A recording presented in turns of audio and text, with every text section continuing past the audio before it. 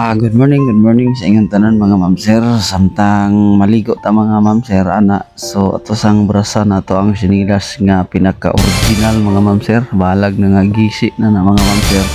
Ato gyapon ang ampingan kay mao ginay pinaka-original nga sinilas nako. Kato pa ning nagsisika pa mi tapos mao pa ni atong gigamit nako sa akong kasal.